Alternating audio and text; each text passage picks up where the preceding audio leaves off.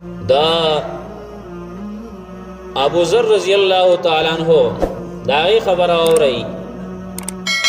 ابو ذر رضی اللہ تعالی عنہ بارک راضی وشتم رجل ابا ذر ابو ذر رضی اللہ تعالی عنہ تچا کنزل وکړه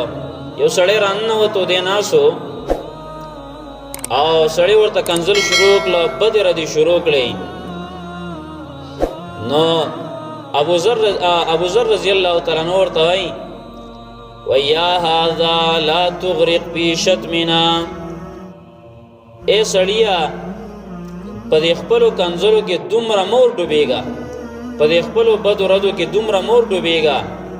چې بالکل د صلح ځای پکې نه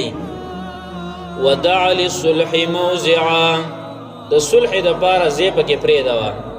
که سبا لره سروغه کې د هغې څه ځای پکې پرېږدوه دومره لرې مه ورځه په دشمنۍ کې صرف دا خبره ورته وکړه هغه ورته بدې ردې ویلې او بیا ورته ویل فإنا لا نكافئ من عصى الله فينا منګه د هغه چا سره ځان نه برابرو چې څوک د الله نافرمانی کوي